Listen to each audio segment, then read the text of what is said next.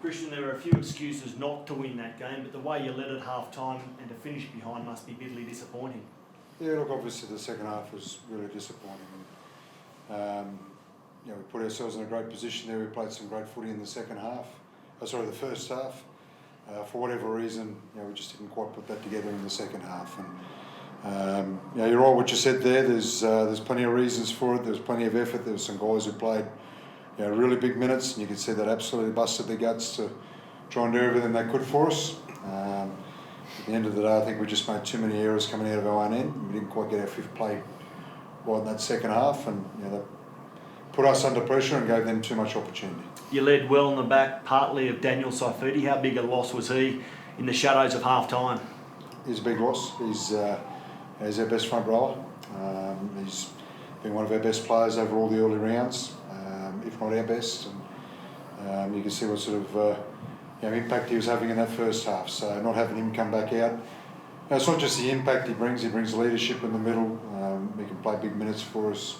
We lose a lot when he's not able to come back out. Tom, why won't you able to stem the bleeding there in the second half? How hard is it to stop the green machine once they get rolling like that? Yeah, it's obviously probably a mindset thing, if I'm being honest.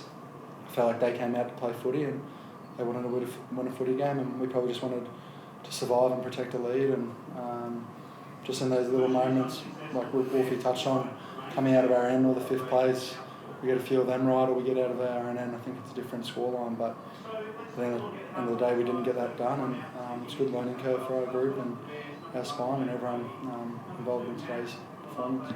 And Christian, is there any idea on how significant Daniel's shoulder is? Look, I'm not sure. They think it might have just sort of come out a little bit, and obviously it's gone back in and he's in a fair bit of pain there. So the doctor and the physio thought that he wasn't quite right to go back out, but I'm not sure in terms of time frames or severity what that looks like. Christian, you guys haven't left the Sunshine State since round 2, and winning your last 3, how did you sort of prepare to come to the cooler conditions of the nation's capital this week?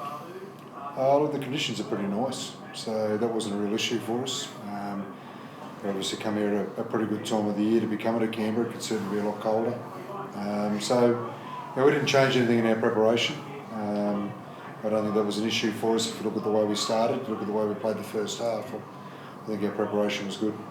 Yeah, well, your left-hand side attack did prove to be a major part of your sort of successes in that first half.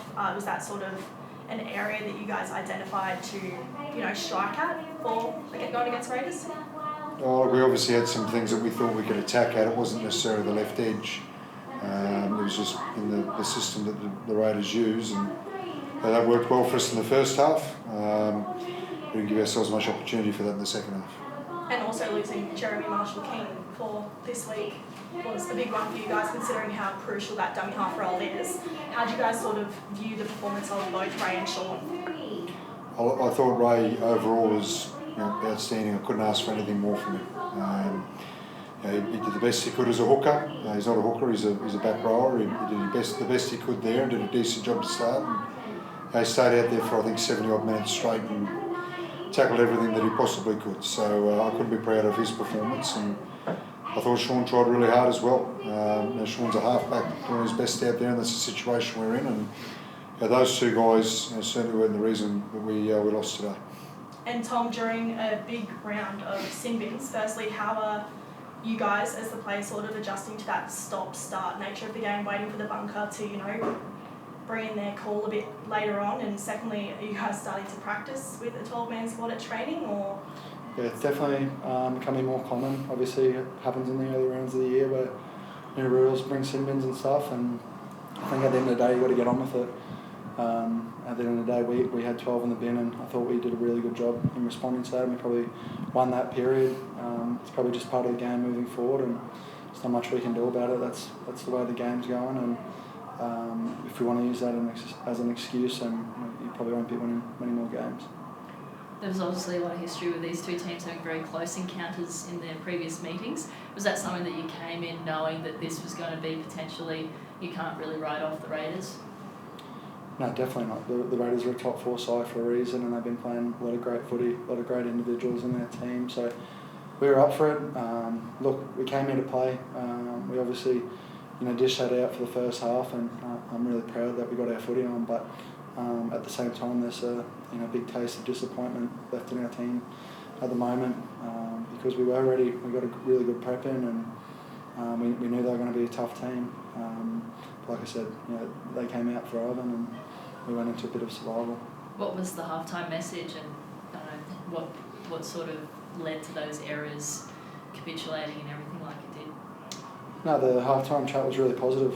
We talked about, I guess, being happy to kick long, get them in cycles and put them in corners, and we didn't get that on, and probably why it affected us. I think it comes down to all of us had a little moment out there that contributed to half line break or not completing a set, and as individuals we just got to reflect on that, put our hands up and own it, and not look to blame each other, stick together, and as a group, find ways to overcome those mistakes and get on worrying about for next week.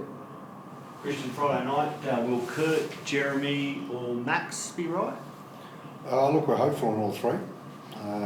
We'll obviously know a little bit more once we get back and early in the week, but we made what I thought was the right decision with Jeremy. We didn't try and push him for this week. He's been in hospital, and it was a fairly significant cut, so I'm certainly hopeful that he'll be right. Max was a little bit the same. We thought he was going to be okay to play. Pulled up sore on Thursday, and we made the decision that we didn't want to push that along and put pressure on him so that he felt like he needed to get through something to play and take risk, I suppose. Kurt unfortunately got injured at training the other day, so that happened in our captain's run, so I'm not quite sure how that one's gone over the last 48 hours.